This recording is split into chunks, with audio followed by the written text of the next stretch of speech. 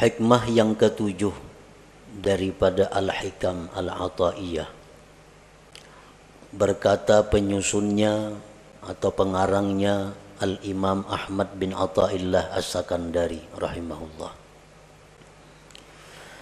La yushakkikannaka fil wa'di adamu wuqu'il maw'ud wa in tahayyana zamanuhu li'alla yakuna dhalik qadhan fi basiratik wa ikhmadan li nuri sariratik. Artinya, janganlah membuat engkau ragu-ragu pada janji oleh tiada terjadinya yang dijanjikan, sekalipun tertentu masanya itu yang dijanjikan, agar tidak adalah yang demikian itu merusak mata hati engkau dan memadamkan bagi cahaya hati nurani engkau.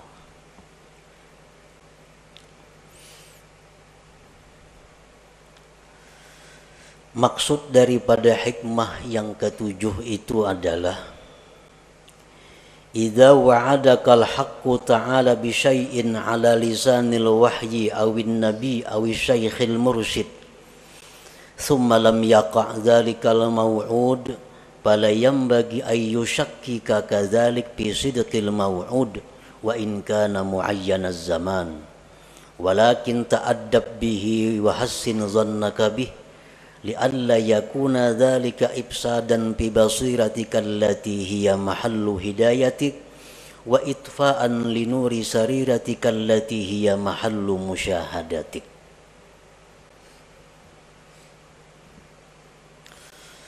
Apabila menjanjikan akan engkau oleh Tuhan dengan sesuatu, baik janji Tuhan itu lewat wahyu Al-Quranul Karim, atau janji itu lewat Nabi,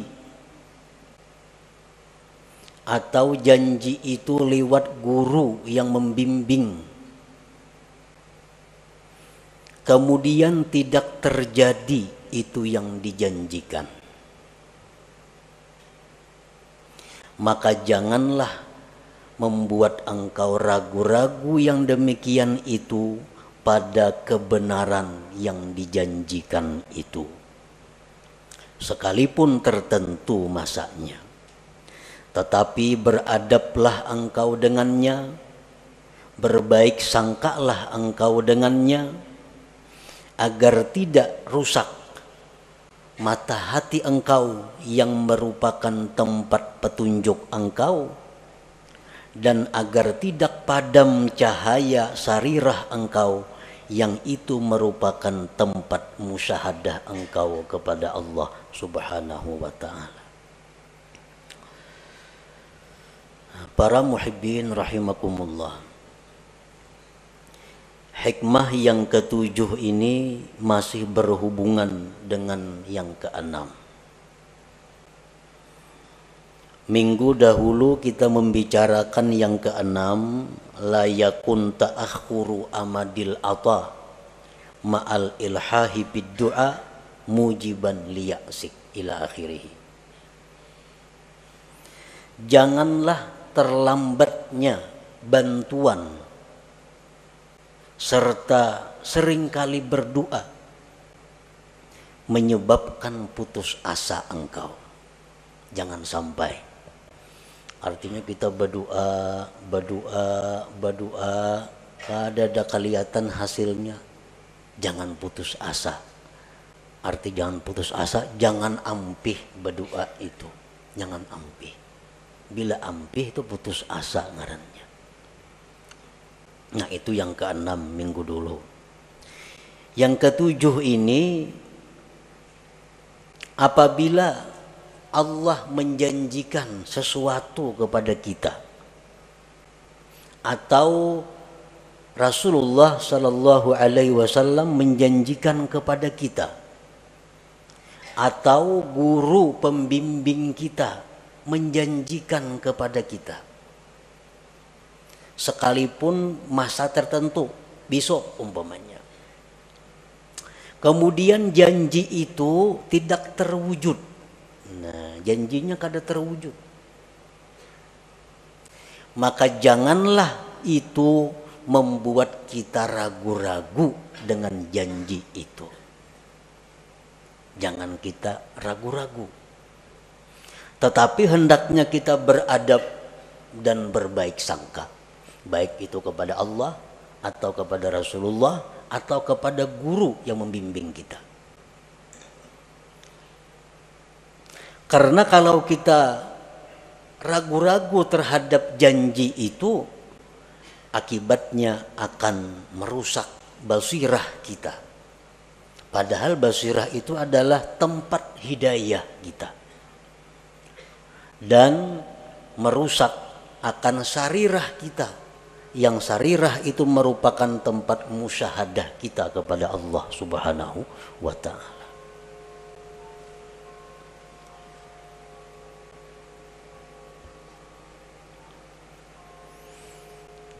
Untuk lebih jelasnya beberapa contoh. Allah Subhanahu wa ta'ala berfirman, Ud'uni astajib lakum. Berdoalah kamu kepadaku, niscaya aku perkenankan. Nah, ini janji. Ujar Tuhan, ikam berdoa aja kepadaku, ikam minta aja lawan aku, ku beri. Ini janji Allah. Berdoa kita karena disuruh, dijanjikan, berdoa kita kepadanya.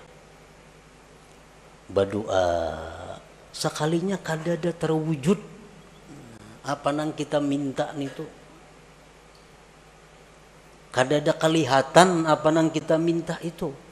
Kita minta, ya Allah, sihatkanlah penyakitku, sembuhkan penyakitku, kada sing ampihan penyakit ini. Maka janji Tuhan, bila berdoa ku beri. Sakit berdoa, ya Allah sembuhkan aku, kada sigar-sigar. Banyak hutang, ya Allah lunasakan hutangku, kada ada lunas-lunas hutang, bahkan bertambah berhutang. Nah, maka janji Tuhan, bila minta kepadaku ku beri. Nah, bila mana demikian halnya terjadi, jangan kita ragu-ragu dengan janji Allah itu. Jangan sampai ragu-ragu, mana apa Tuhan berjanji ke ini, kenapa kada ada buktinya. Nah, jangan sampai demikian. Karena kalau demikian, akibatnya basirah kita rusak, sarirah kita rusak. Padahal keduanya itu adalah sesuatu yang sangat berharga dalam diri kita. Dengan basirah yang baik, kita bisa dapat hidayah. Dengan sarirah yang baik, kita bisa musyahadah kepada Allah. Nah, keduanya itu akan rusak kalau kita ragu-ragu terhadap janji itu.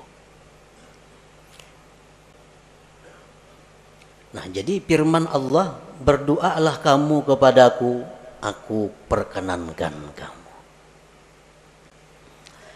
Nah, apabila kita kadang mendapatkan janji itu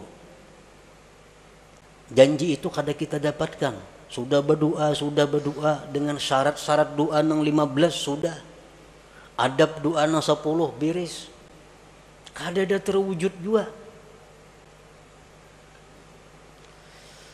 Nah, maka baik sangkalah kepada Allah. Beradablah kepada Allah. Kayak apa bentuknya kita berbaik sangka, beradab itu?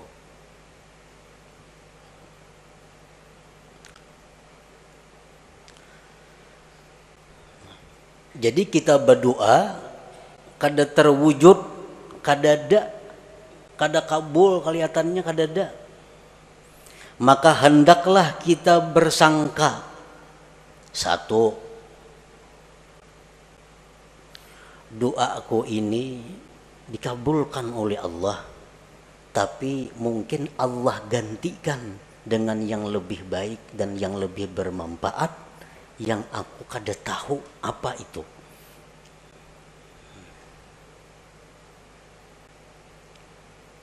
Ya Allah, sihatkan aku, sembuhkan penyakitku. Ada sigar-sigar, makin hari makin sakit. Berbaik sangka kepada Allah dengan cara pertama, doa aku ini digantikan Allah, permintaanku digantikan Allah dengan yang lebih patut denganku. Nah, panang dengan lebih patut itu hanya Allah yang tahu.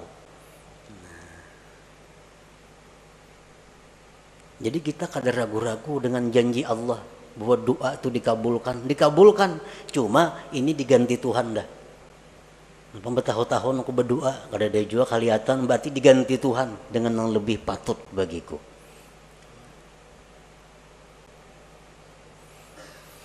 Atau bisa juga dengan kita bersangka bahwa doaku itu belum dikabulkan Allah, belum waktunya.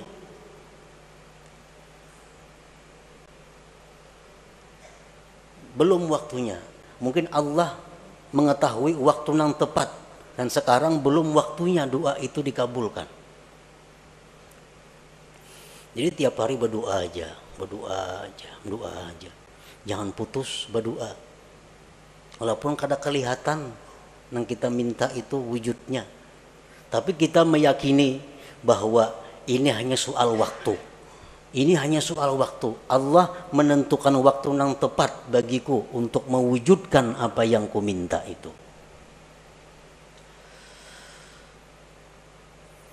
Di dalam hadis diceritakan kita berdoa lawan Tuhan, tiap hari berdoa, tapi kadang dikabulkan oleh Allah. Lalu Jibril datang kepada Allah. Ujar Jibril, ya Rab, abduka fulan ikdi hajatah. Jibril ini maras melihat inya nih, hari-hari berdoa. Ujar Jibril, wahai Tuhan, tuh hamba engkau tuh maras, kabulkan hajatnya. 2-3 tahun dia lumpuh, guring. Sigarakan inya. Ini tiap hari minta sihat, kabulkan ujar Jibril. Ujar Tuhan menjawab apa? Da'u abdi, tinggalkan hambaku itu. Kamu jangan mengurus wahai Jibril. Fa inni uhibbu an asma'a sautah. Aku dia Tuhan suka mendengar doanya itu. Mengko kabulakannya ampih kena berdoa itu. Tuhan katuju dengar doanya nih. Allahumma shfini, sembuhkan aku ya Allah. Katuju bana Tuhan dengar nito. Amun disihatakan ampihnya berdoa nito. Bertahun-tahun. Inni uhibbu an asma'a sautah. Aku ya Tuhan katuju dengar suaranya nito. Nah, jadi ini salah satu cara kita berbaik sangka kepada Allah. Doa kita kada kabul, doa kita kada wujud. Wah, ini Tuhan katuju dah dengar suaraku nih. Tuhan katuju dengar suaraku. Nah, itu artinya berbaik sangka. Jangan ragu-ragu.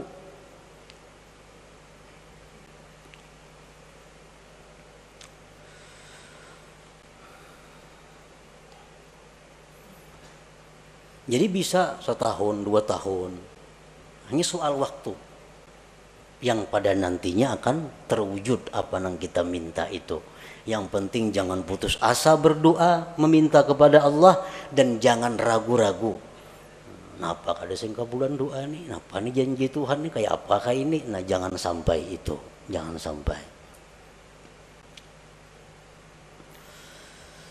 Di dalam Al-Quran Allah Subhanahu wa Ta'ala menceritakan tentang Nabi Zakaria idnada rabbahu nidaan khafiyya qala rabbi inni wahanal azmu minni washta'ala ar-ra'su shayba walam akum bidu'aika rabbi syaqiyya wa inni khiftul mawaliya min wara'i wa kanat imra'ati 'aqira fahabli min ladunka waliyya yarisuni wa yarisu min ali ya'qub waj'alhu rabbi radiyya. Ketika Nabi Zakaria berdoa kepada Tuhan di tengah malam, ujar Nabi Zakaria, wahai Tuhan, telah lemah tulang-tulangku dan telah berkilau uban di kepalaku, dan aku tidak pernah merasa rugi berdoa kepada Engkau. Dan aku takut generasi sesudahku, sedangkan istriku tidak mempunyai anak, tidak bisa melahirkan. Wahai Tuhanku, berikan aku anak yang mewaris aku dan mewaris keluarga Yakub, dan jadikan itu anak, wahai Tuhan, radiyah, diridai. Ini permohonan Zakaria, minta anak. Sudah tua dan takut generasi kayaknya kadang-kadang menyambung. Dijawab oleh Tuhan, ya Zakaria, inna nubashiruka bi gulamin ismuhu Yahya lam naj'al lahu min qablu samiyya. Wahai Zakaria, kami akan memberikan engkau anak yang namanya Yahya, dan belum ada nama itu sebelumnya. Dijawab oleh Tuhan, kami berikan engkau anak namanya Yahya, nama yang belum pernah ada sebelumnya. Kapan terwujud ini doa Nabi Zakaria? 40 tahun kemudian. 40 tahun kemudian hanya rebetianan nang bini. Riwayat yang lain mengatakan 13 tahun kemudian hanya rebetianan. Nah, jadi kalau kita berdoa kepada Allah, doa kita ini kada terwujud, kita berbaik sangka kepada Allah. Mungkin aku kayak Nabi Zakaria 40 tahun hanya kabul doa. Baik sangka lawan Tuhan, jangan ragu-ragu.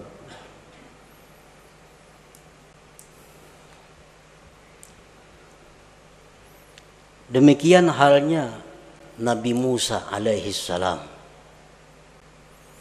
Allah menceritakan Nabi Musa, wa qala Musa rabbana innaka ataita fir'auna wa mala'ahu zinatan wa amwala fil hayatid dunya rabbana liyudillu an sabilik rabbana tmis ala amwalihim washdud ala qulubihim fala yu'minu hatta yarawul azabal alim.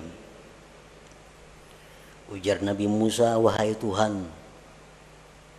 Demikian pula Nabi Harun mengaminkan doa ini. Engkau memberikan Fir'aun itu harta dan perhiasan yang banyak, sehingga dengan harta itu dia bisa menyesatkan hamba-hamba engkau. Modal banyak Fir'aun, kekayaannya banyak, lalu leluasa untuk menyesatkan hamba engkau. Binasakan hartanya, ya Allah, ujar Nabi Musa.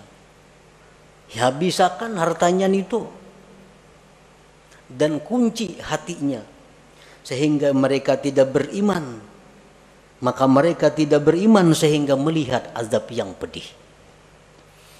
Jadi Nabi Musa ini berdoa lawan Tuhan, diaminkan oleh Harun agar Fir'aun itu dimusnahkan harta-hartanya dan dimatikan. Saya sudah melihat azab Allah. Qala, Allah menjawab, qad ujibat da'watukuma fastaqima. Ya Tuhan, ku kabulkan doa engkau dan istiqamalah engkau. Nah, berapa tahun jarak antara doa dan dikabulkan itu? 40 tahun. 40 tahun hanya terwujud doa Nabi Musa itu. Jadi kita berdoa hanya setahun udah kelihatan, ada napa-napanya. Ini Nabi, apalagi kita Nabi kada apa kada berdoa nak itu saya inilah kabul kadanya mau kayak itu. Jadi Nabi Musa pun 40 tahun. Nabi Yakub demikian. Nabi Yakub berdoa kepada Allah agar anak-anaknya diampuni oleh Allah karena menganiaya Nabi Yusuf, menganiaya Bunyamin. Nabi Yakub berdoa kepada Allah agar anak-anaknya diampuni dosanya. 40 tahun kemudian baru Allah mengampuni dosa-dosanya.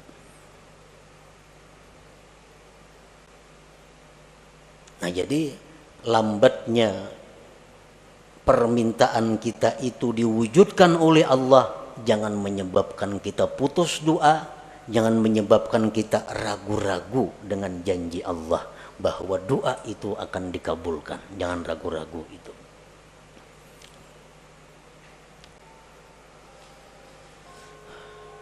Dan bisa juga doa kita itu digantikan oleh Allah dengan dihindarkan dari kejahatan. Yubaddilullahu al-matluba bisarfis su'anid da'i. Kita berdoa kepada Allah demikian, digantikan Allah dengan kita terhindar dari musibah. Nah, bisa terjadi. Nah, jadi doa akun ini bukan kada kabul, cuma diganti Allah sehingga aku selama ini hidup selamat dari mara bahaya, selamat dari malapetaka, selamat dari macam-macam kebinasaan. Bisa juga doa kita itu yang kita minta itu yubaddilullahu al-matlub bi ghufraniz dzunub. Kita minta kepada Allah, ya Allah sembuhkan penyakitku, ya Allah jadikanlah anakku orang yang saleh karena punya anak yang nakal, punya anak mabuk-mabukan, punya anak main judi. Berdoa tiap malam kepada Allah, ya Allah jadikanlah anakku itu anak yang saleh.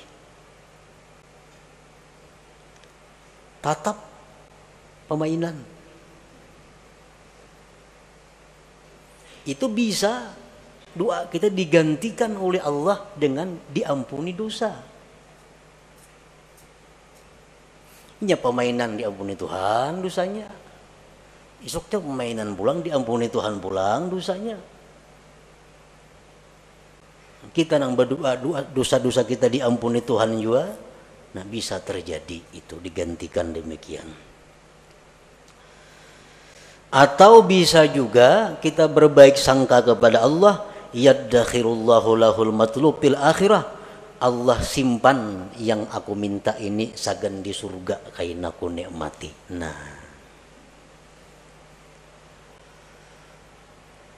jadi itu beberapa macam cara agar kita bisa beradab dan berbaik sangka kepada Allah apabila permohonan kita kepada Allah itu belum terwujud padahal kita sudah sering kali memohon kepada Allah.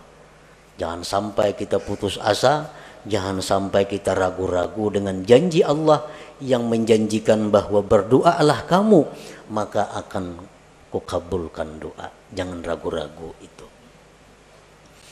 Nah, para muhibbin rahimakumullah, contoh yang kedua, Allah subhanahu wa ta'ala berfirman, in tansurullah yansurkum.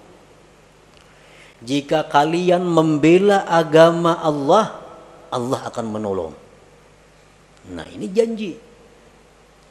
Ujar Tuhan, bila ikam menolong membela agama Allah, ikam kutolong.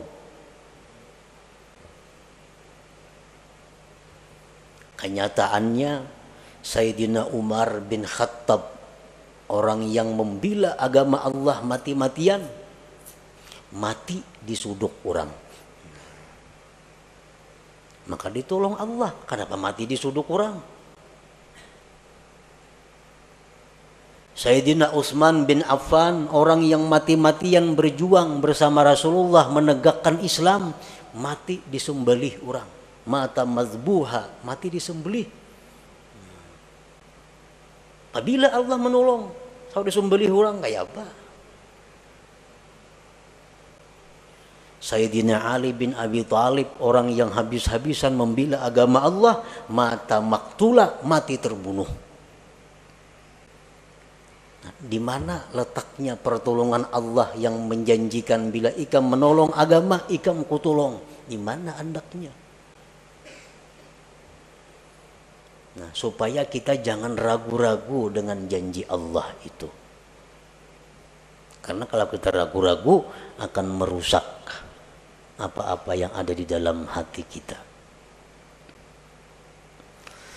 Nah, para ulama berbagai macam memberikan jawaban. Di antaranya, Sayyidina Umar itu mati dibunuh, Utsman bin Affan mati dibunuh, Sayyidina Ali mati dibunuh. Itu hanya adalah untuk menaikkan derajat mereka. Yang hanya bisa dicapai derajat itu dengan kesabaran dianiaya oleh makhluk Allah. Nah, hanya dengan itu Allah menyediakan tempat kedudukan yang mulia untuk Sayyidina Ali, Sayyidina Umar, Sayyidina Utsman. Dan kedudukan yang mulia yang tinggi itu kada bisa dicapai kecuali dengan sabar atas aniaya makhluk Allah. Nah, dibunuhlah Sayyidina Ali, Umar, Utsman, dan mereka sabar. Akhirnya mereka mencapai kedudukan yang tinggi di sisi Allah Subhanahu wa ta'ala. Nah, itu salah satu cara untuk membaguskan sangka kita kepada Allah Subhanahu wa ta'ala.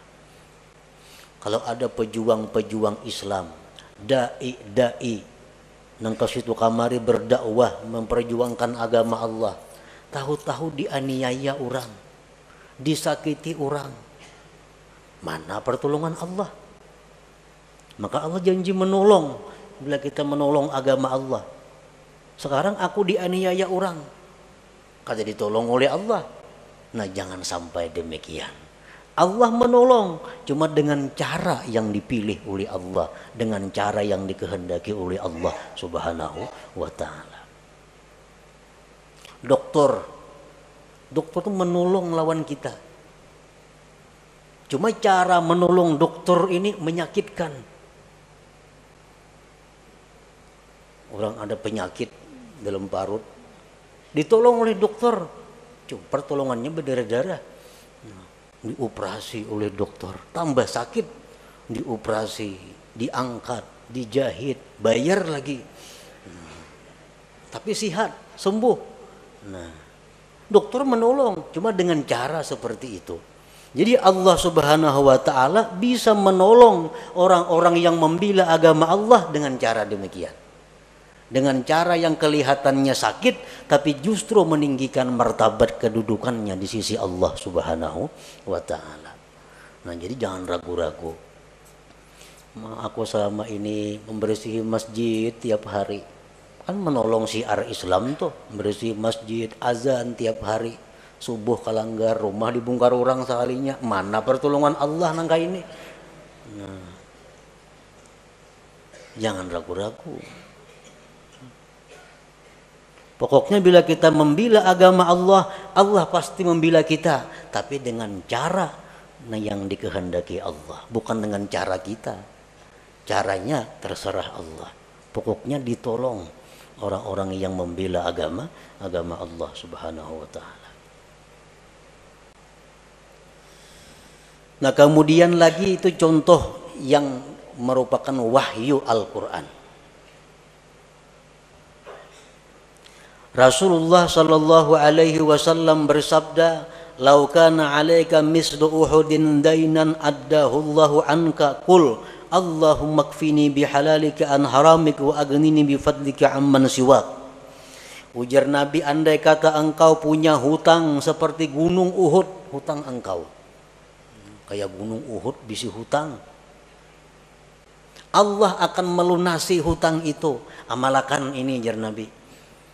Allahumma kfini bihalalika an haramik wa aghnini bifadlika amman siwak. malakan itu. Seapa aja hutang kita lunas kina. Ini Nabi kita mengatakan janji daripada Nabi.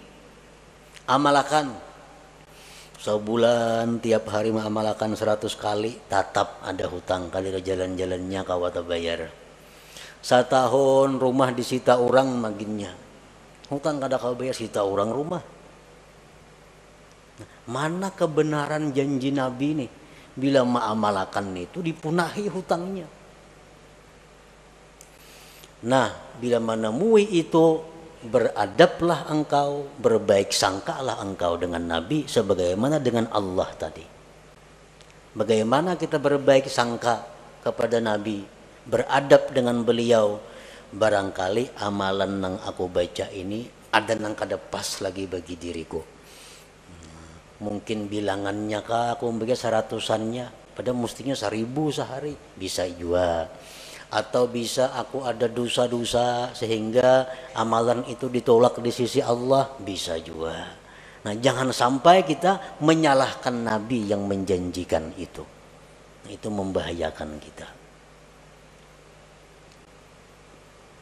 Nah, kemudian contoh yang ketiga dari guru, dari syekh, seperti apa yang dikatakan oleh Al-Imam Abul Hasan As-Sadili rahimahullah wa nafa'ana bi'ulumih. Man qala indan naum a'udzu billahi minasyaitonir rajim bismillahirrahmanirrahim 5 marrat.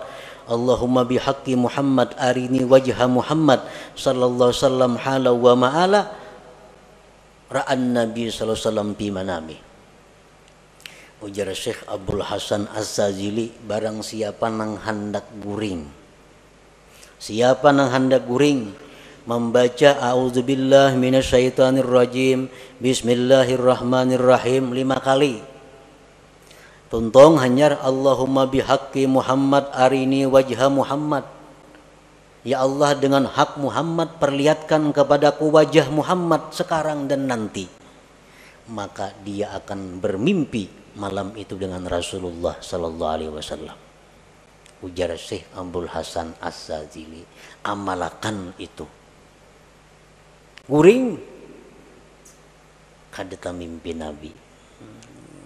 Oh, kada mimpi Nabi soalnya, maka diamalkan sudah itu. Baca pulang isuk hendak guring, kada mimpi pulang. Baca pulang hendak guring, kada mimpi pulang. Berbulan-bulan kada mimpi juga lawan Nabi. Nah, jangan ragu-ragu dengan janji yang dikatakan oleh Syekh ini. Nah, Pak Hasidin itu mengadakan aku kalau ada bukti-bukti amalannya. Nah, jangan sampai itu. Tapi beradablah dengan beliau dan berbaik sangkalah dengan beliau. Bagaimana caranya kita beradab berbaik sangka dengan beliau? Antara lain contohnya diamalkan itu sudah, kada mau mimpi Nabi juga. Mungkin aku ini banyak kada memakai sunnah Nabi bang. Mungkin aku ini banyak bang kesalahan-kesalahan nang menyakiti Nabi. Atau aku bang kada dekat, kada berbuat baik dengan keturunan dan zuriat Nabi. Atau aku ini kurang bang baca salawat hari-hari 70-annya sehari. Nah, umpamanya itu pang mungkin gara-garanya amalan itu aku kada mampan. Nah, demikian caranya kita beradab dan berbaik sangka. Jangan menyalahkan yang memberi amalan itu. Kita ada masalah, datang lawan guru kita. Anak kulon guru wae hilang, diculik kurang. Ja guru isuk datanginya. Ja guru isuk datang genainya. Wa in ta'ayyana zamanuhu. Tertentu masanya, jar guru isuk datang gena. Sana ngai hati da guru mun isuk datang. Isuk hadangi kada sing datangan anaknya. Bang guru napa itu mendakan isuk datang, nyatanya kada datang. Nah, bila demikian halnya kita, seluruh berkah yang pernah kita terima dari itu guru itu terhapus dengan demikian. Terhapus. Nah, Pak Guru medahkan datang, kalau kata datang ya. Nah, bila kita ragu-ragu dengan apa nang jar guru itu, berkah yang selama ini kita dapatkan terhapus dari guru itu. Nah, kayak apa caranya kita berbaik sangka, beradab, andai kata terjadi demikian. Isok ini dapat, nyatanya kada dapat. Nah, mungkin ampun guru itu isok tuh dapat amunnya ka ini cuma guru syaratnya kada madahkan. Nah, jangan dipadahkan sidin. Dan sidin kada madahkan karena aku kada kawaju manggawi dilihat sidin putungannya. Nah, jadi itu masalahnya. Jar guru anak ikam tuh isok datang. Amun ikam membaca zikir 25.000 kali, salawat 25.000 kali, Quran sahatam. Syaratnya kada dipadahkan guru karena guru menganggap mun dipadahkan aku kada sanggup jo manggawi. Nah, berbaik sangka dan beradab. Dengan demikian kita selamat daripada kerusakan basirah dan sarirah itu. Para muhibbin rahimakumullah. Di dalam kitab Iqadhul Himam disebutkan, Pasudda yadaka ya akhi ala tasdiki ma wa'adaka Allahu bihi wa hassin zannaka bih wa bi awliyaihi wa la siyama syaikhuk. Fa iyyaka an tudmirat takziba aw syak fa yakunu dzalika kadahan fi basiratik wa qad yakunu sababan fi tamsiha wa yakunu aidan ikhmadan aw ikhfa'an wa itfa'an linuri sariratika patarji'u min haitsu ji'ta wa tahdimu kullama banaita. Ikatlah tanganmu wahai saudaraku atas membenarkan apa yang dijanjikan oleh Allah. Berbaik sangka dengannya, dengan para nabi-nabi, dengan para aulia, terutama guru engkau. Dan jangan sekali-kali engkau menyimpan di hati keraguan-raguan, apalagi mendustakan, maka itu akan menyebabkan rusaknya mata hati engkau dan bisa terhapus mata hati itu dan memadamkan cahaya sarirah engkau, maka engkau kembali seperti semula dari nol kembali. Artinya patarji'u min haitsu ji'ta, engkau kembali dari mana engkau datang, wa tahdimu kullama banaita, engkau merubuh apa yang sudah kau bangun. Jadi setiap apa-apa yang dijanjikan oleh Allah, oleh Rasulullah, oleh para aulia Allah, oleh guru-guru yang membimbing kita, maka kita yakini bahwa janji itu adalah benar tanpa ada keraguan-raguan. Kalaupun janji itu kada terwujud, itu kesalahannya berada di pihak kita. Kesalahannya berada di pihak kita, bukan di pihak guru, di pihak nabi atau di pihak Allah Subhanahu wa taala. Nah, demikian sebagian apa yang dimaksud dalam hikmah yang ketujuh ini dari Al-Hikam Al-Athaiyah ini.